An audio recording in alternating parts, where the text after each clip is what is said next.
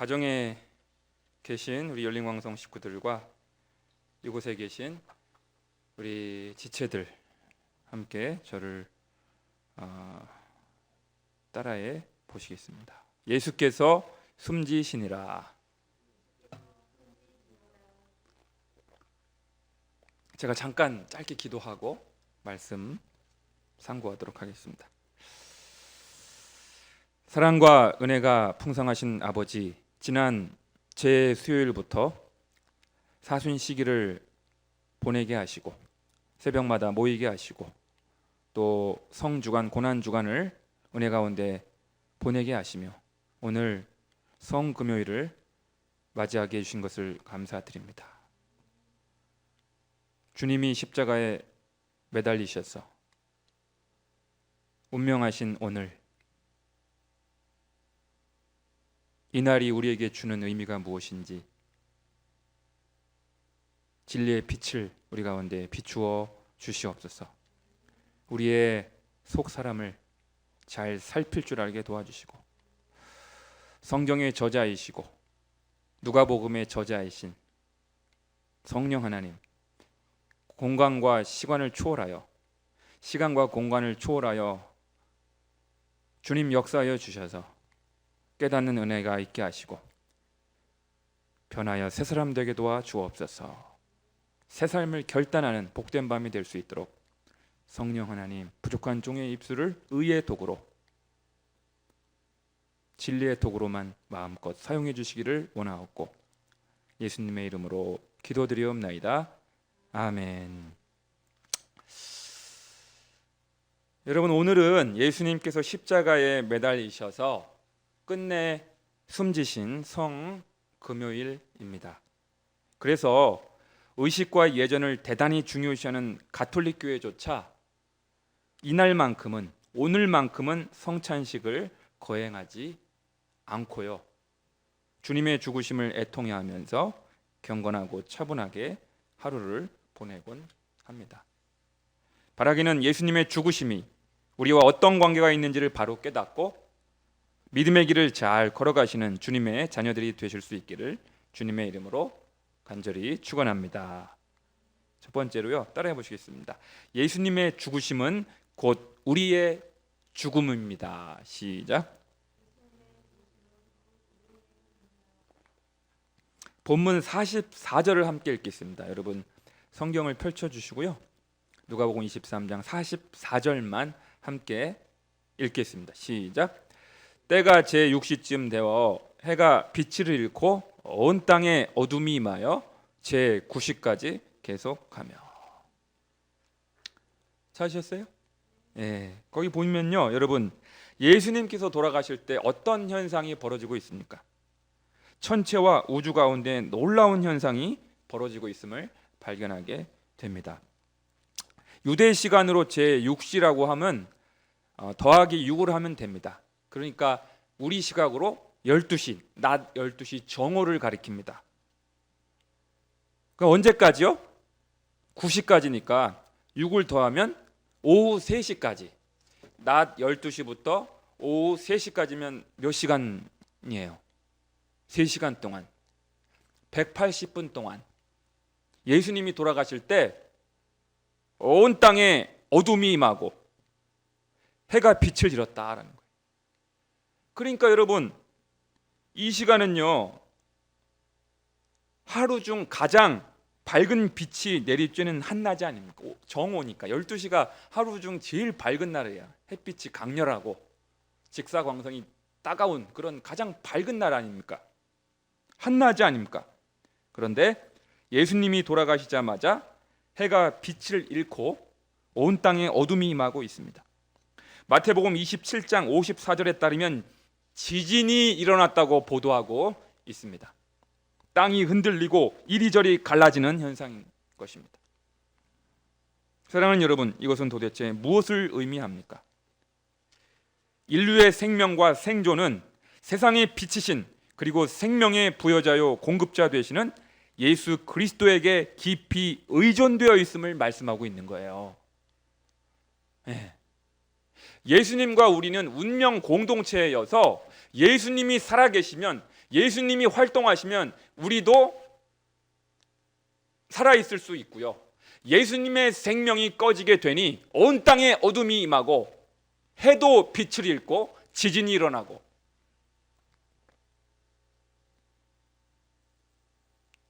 생명을 잃어버리는 현상이 벌어지고 있는 것처럼. 한번 따라해 보실까요? 나와 예수님은 운명 공동체입니다. 운명 공동체예요. 예수님이 살아계시면 우리도 시퍼렇게 생명력 있게 살아갈 수가 있는 것이고, 예수님이 돌아가시니까 온 땅에 어둠이 임하고 온 우주에 생명의 빛이 사라지는 어둠의 현상이 발생하게 된 것입니다. 마치 임산부의 뱃속에 있는 어린 아기의 생명이 엄마의 건강 상태와 영양 상태에 깊이 의존되어 있는 것처럼 여러분과 저의 생명은 예수 그리스도의 생명에 깊이 의존되어 있는 것입니다. 의존되어 있어요. 운명 공동체란 말입니다. 예수님은 이러한 깊은 진리를 요한복음 15장을 통하여 우리에게 비유로 분명하게 말씀해주고 계십니다. 여러분, 우리 가정에 계신 우리 열린광성 식구들, 여기 계신 분들 요한복음 15장 5절 6절 한번 찾아보겠습니다. 여기 책갈피 해놓으시고, 누가복음은 책갈피를 해놓으시고, 요한복음 15장 5, 6절 말씀, 대단히 유명한 말씀이죠. 요한복음 15장 5, 6절.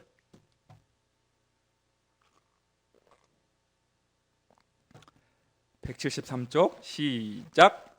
나는 포도나무요 너희는 가지라. 그가 내 안에 내가 그 안에 거하면 사람이 열매를 많이 맺나니 나를 떠나서는 너희가 아무것도 할 수 없음이라. 사람이 내 안에 거하지 아니하면 가지처럼 밖에 버려져 마르나니 사람들이 그것을 모아다가 불에 던져 사르느니라.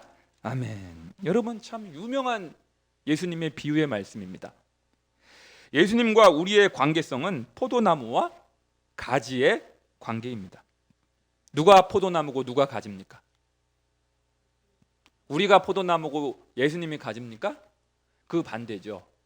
예수님이 포도나무이시고 우리는 뭐예요? 가지에 불과한 겁니다. 그러기에 우리가 주님께 붙어 있을 때 우리의 생명이 살아나고 생존이 보장되는 것이며 생기 있고 활력 있는 삶을 살아갈 수가 있게 되는 것입니다.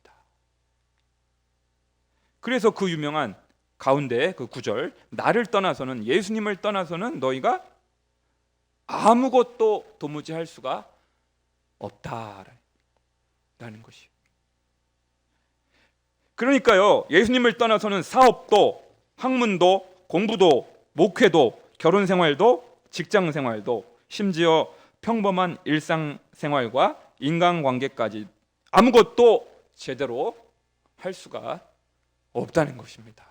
생명의 근원이 되시는 예수님께로부터 분리되었기 때문에 부러진 가지처럼, 부러진 가지는 금방 메말라지고 바싹 말라서 아궁이에 땔감으로 전락할 수밖에 없잖아요. 죽었으니까.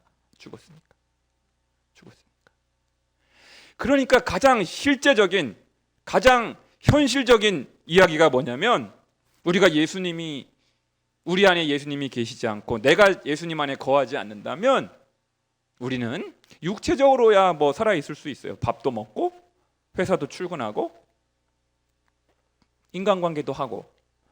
그러나 그 영이 죽었기 때문에, 메말라 있기 때문에, 버림받았기 때문에 생명력 있는 삶을, 생기 있는 삶을, 활력 있는 삶을 도무지 살아갈 수 없다라는 사실입니다. 예수님과 우리는 운명 공동체이기 때문에 나의 생명은, 나의 영적인 자양분은 바로 예수님께 의존되어 있기 때문에 바로 그러한 것입니다. 그러므로요, 남녀노소 빈부귀천을 막론하고 세상을 살아감에 있어서 가장 긴급하고 가장 시급한 필요는 뭐냐면 예수님을 만나는 거예요. 여러분, 돈 많이 벌고 막 유명해지고 그런 것이 긴급한 것이 아니고, 제일 urgent, 가장 긴급한, 가장 시급한 일이 뭐냐? 예수님을 만났는가? 예수님을 아는가? 주님과 관계를 맺고 살아가고 있는가?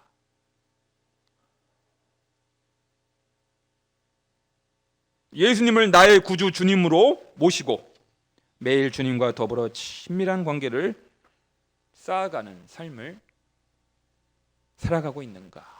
이것을 점검하는 성금요일 오늘 밤이 될 수 있기를 간절히 축원합니다.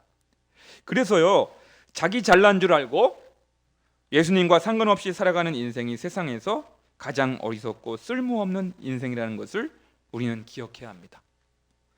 가지가 나무에 붙어 있을 때 수액을 공급받고 영양분을 공급받아 생존할 수 있듯이 말씀과 성령 안에서 늘 주님께 붙어있는 삶을 살아가는, 연합된 삶을 살아가시는 우리가 되어야 할 줄로 믿습니다.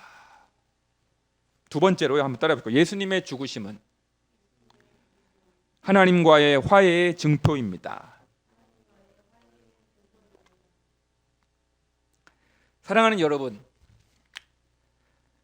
사람이 죽었는데, 아니 그것도 하나님의 아들이시오 영광의 주님이신 예수님이 돌아가셨는데, 아무런 죄도 없으신 예수님이 숨지셨는데 왜 오늘을 영어로 굿 프라이데이라고 합니까?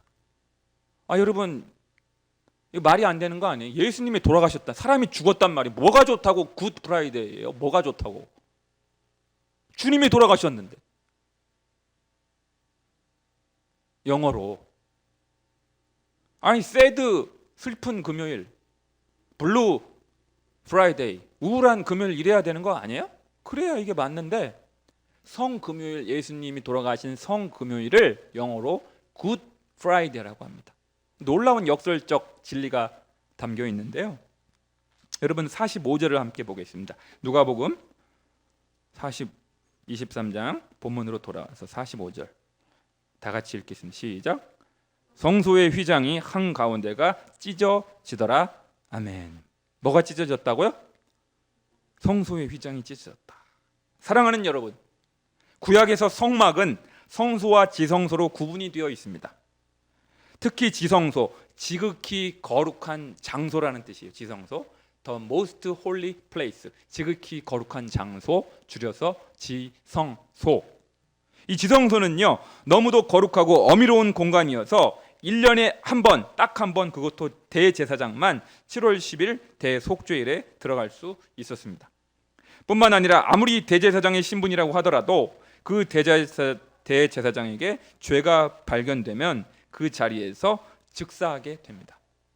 그러면 대제사장의 발목에 묶여있던 그 방울 소리가 인기척이 없네, 왜 이렇게 조용하지? 방울 소리가 전혀 나지 않으면요, 대제사장의 그 제사를 하나님이 받지 않으신 거예요. 제물을 받지 않으신 거예요. 대제사장에게 죄가 발견됐기 때문에. 그러면 아무리 대제사장이라 하더라도 그 자리에서 즉사하게 되고, 밖에 있던 수종자들이 그 끈이 묶여 있어요, 발목에. 그래서 죽은 시신을 대제사장의 시신을 질질 끌고 나오게 돼 있어요. 죽었기 때문에. 그게 이제 지성소입니다. 그렇게 하나님은 거룩하시며 거룩하신 분이신 것입니다. 그러므로 감히 누가 그 거룩하신 하나님 앞에 설 수 있겠습니까? 지극히 두렵고 떨리는 하나님의 거룩하신 임재였기에 죽을 수밖에 없는 구약의 죄인들은 하나님의 그 현존을 지극히 부담스러워 했던 것입니다. 너무너무 부담스럽고, 나도 죽을까 봐. 그런데요 여러분, 마치 베를린 장벽이 무너졌듯이 예수님의 십자가 죽으심으로 말미암아 그 두꺼운 죄악의 장벽이 무너지게 되었습니다. 지성소와 성소를 가로막았던 그 두꺼운 휘장이 찢어짐으로 말미암아 하나님과 죄인된 우리 사이에 화해 사건이 화목하게 된 것입니다. 할렐루야. 저만 할렐루야인 것 같아.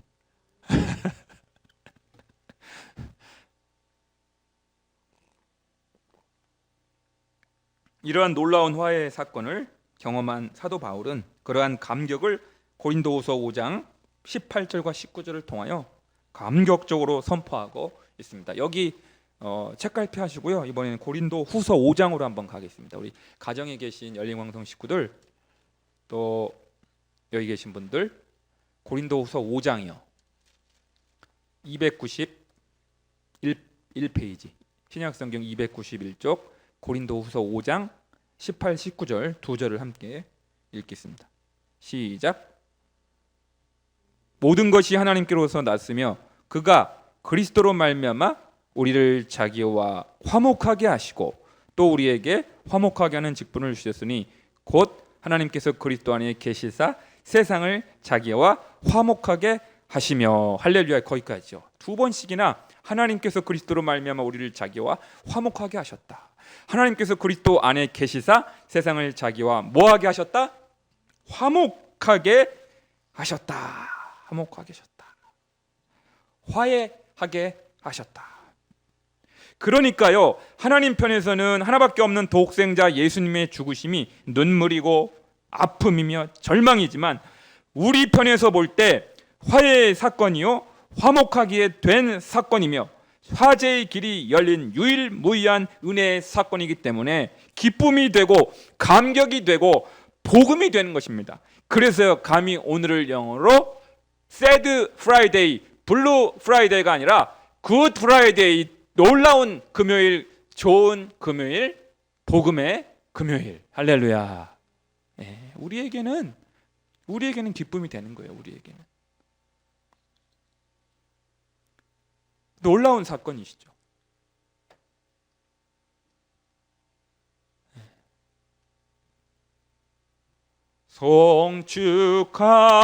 송축하리라 화목해 하신 주 나의 모든 죄 깨끗게 하셨네. 송축하리라 귀하신 어린 양 모두 절하고 모두 외치리라. 하나님 어린 양 독생자 예수 날 위해 죽으신 주님, 하나님 어린 양 독생자 예수 날 위해 죽으신 주님,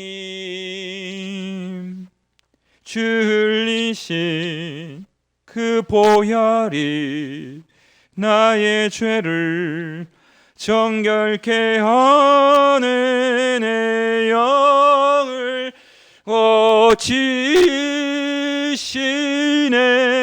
송축하리라. 할렐루야. 화목해 하신 주, 화목해 하신 주. 이러한 놀라운 구원의 기쁨과 감격이 회복되시는 복된 이 밤이 되시기를 주님의 이름으로 간절히 축원합니다. 할렐루야. 세 번째로요, 따라해 보시죠. 예수님의 죽으심은 미움받을 용기를 갖게 합니다. 첫 번째는 뭐였죠? 까먹었어요. 첫 번째는 예수님의 죽으심은 곧 나의 죽으심과 같아요. 운명 공동체이기 때문에. 두 번째는요, 예수님의 죽으심은 하나님과 화해의 증표. 우리와 이제 하나님 사이에 아무런 막힌담이 없다. 세 번째는요, 예수님의 죽으심은 미움받을 용기를 갖게 합니다. 시작.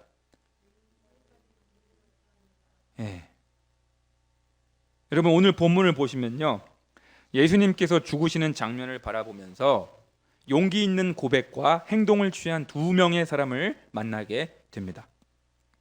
첫 번째는요, 먼저 나오는 사람은 이방인이었던 로마의 백부장이고요, 그 다음에 나오는 사람은 유대인이었던 아리마대 사람 요셉입니다. 맞죠? 두 사람이 나오잖아요. 오늘 예수님 제외하고 로마의 백부장, 그 다음에 아리마대 사람 요셉, 전설에 따르면 로마의 백부장의 이름은 롱기누스라고 알려집니다. 로마의 백부장은 예수님의 십자가 처형을 주관하고 예수님이 숨졌는지를 확인하고자 창으로 예수님의 옆구리를 찌르던 일을 관장했던 사람입니다. 그런 그가요, 예수님의 죽으심을 지근거리에서 목격하면서 놀랄만한 고백을 하게 됩니다. 본문 47절을 함께 읽겠습니다. 시작. 백부장이 그 된 일을 보고 하나님께 영광을 돌려 이르되 이 사람은 정녕 의인이었도다 하고. 여러분, 로마의 총독 빌라도의 명령을 받아서 예수님의 처형을 집행하는 그 실무자의 입장에서 이러한 고백은요, 대단한 양심 선언이 아닐 수 없습니다. 이러한 고백이 자칫 빌라도의 귀에 보고되었을 경우 당연히 신변의 위협이 자신에게 가해질 수 있지 않겠습니까? 그냥 여러분 속으로 그냥 자기 마음속으로 예수는 죄가 없는 사람인가 보다, 의인이었나 보다, 그렇게 할 수도 있어요.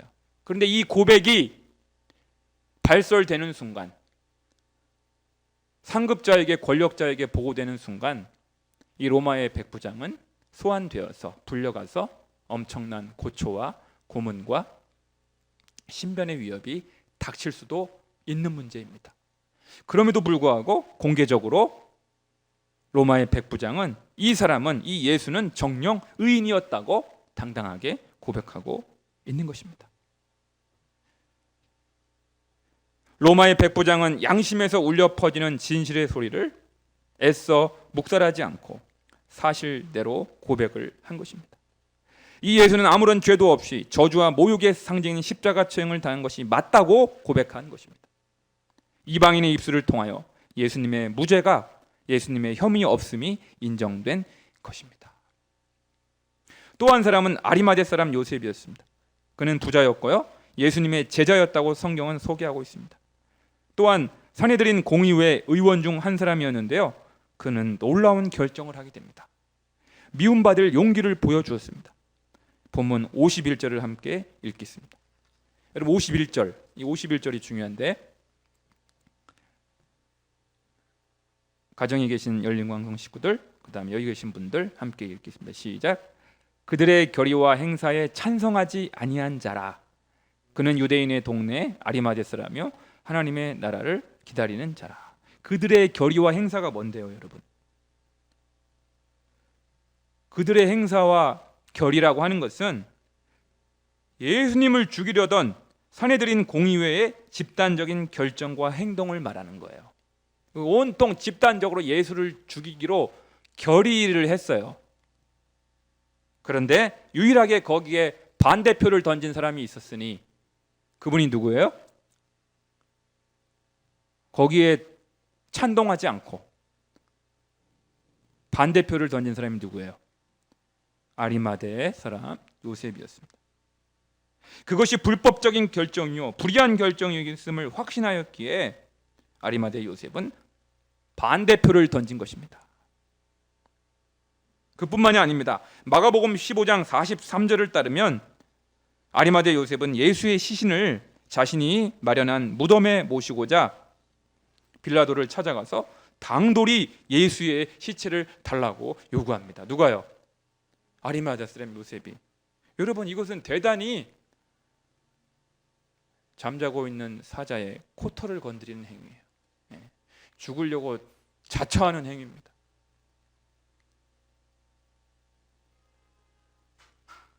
엄청난 불이익과 치명적인 신변의 위협이 따를 수밖에 없는 아주 위험한 행동을 아리마대 사람 요셉이 한 것입니다. 사랑하는 여러분, 성금요일을 맞이하여 오늘 우리는 우리 믿음의 현주소를 점검하게 됩니다. 그리고 새로운 결단과 각오를 하게 됩니다. 인류의 역사는 모두가 예라고 할 때 미움받을 각오를 하고 아니오라고 외친 한 사람에 의하여 진보한다는 사실을 기억해야 합니다. 로마의 한 백부장의 양심 선언과 아리마대 사람 요셉의 용기 있는 행동은 오늘을 살아가는 우리들에게 큰 교훈과 도전을 주기에 충분합니다. 이제 저는 설교를 마무리하면서 저는 엄혹했던 군사정권 시절 한국 언론의 사표요 해직 기자의 대부이며 민족 지성의 한 분으로 존경받았던 한 언론인을 소개하고자 합니다. 들어보셨는지 모르겠습니다만 청암 송건호 선생입니다. 2001년도에 군사 정권에 불려가서 고문 후유증으로 파킨슨 병을 앓아 돌아가신 분이십니다. 저술가로도 한국 현대사에 정통하였던 그가 한 말을 잠깐 인용하고자 합니다. 청암 송건호 선생님의 이야기 제가 읽어드릴게요. 역사의 길은 형극의 길이자 순환의 길이다.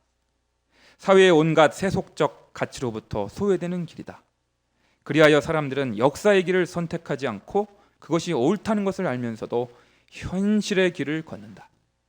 현실의 길은 안락의 길이자 세속적 영화의 길이다. 그러기에 순환의 일제 식민 통치하에서 얼마나 많은 유능한 인재들이 역사의 길을 버리고 현실의 길을 택했던가. 역사의 길을 저버리고 현실의 길을 택했던가 탄식하고 있는 것입니다. 사랑하는 열린광성의 식구 여러분, 오늘은 예수님께서 십자가에 매달리셔서 죽으신 성금요일입니다. 예수님의 죽으심은 우리를 위한 사랑의 결정적인 증거이자 우리와 하나 되어 영원한 생명을 불어넣어 주시고자 하시는 놀라운 은혜의 사건입니다. 예수님이 죽으셨기에 우리가 살 수 있었고 영생의 길이 열렸습니다. 우리의 전생에는 주님의 십자가의 송두리째 빚진 바 되었습니다. 그러므로 우리는 포도나무 되시는 주님과의 관계가 소원해지지 않도록 매 순간 말씀과 성령 안에서 주님과 친밀한 관계를 쌓아가야 합니다. 여러분, 오늘날 세상을 살아가다 보면 부정과 불의, 불법의 유혹이 얼마나 많은지 모릅니다. 잠깐의 부귀 영화 때문에 양심을 속여서는 안 됩니다. 나 혼자만, 우리 가족만 잘 먹고 잘 살겠노라고 신앙 양심을 저버릴 수 없습니다. 때론 견디기 힘든 육체의 고통, 물질적인 손해, 사회적인 고립이 뒤따를지라도 하나님 나라의 진보를 위하여, 정의를 위하여 당돌하게 핍박을 감수하며 어떤 박해도 두려워하지 않으시는 십자가의 정병들이 되실 수 있기를 주님의 이름으로 간절히 축원합니다. 우리 함께 기도하겠습니다.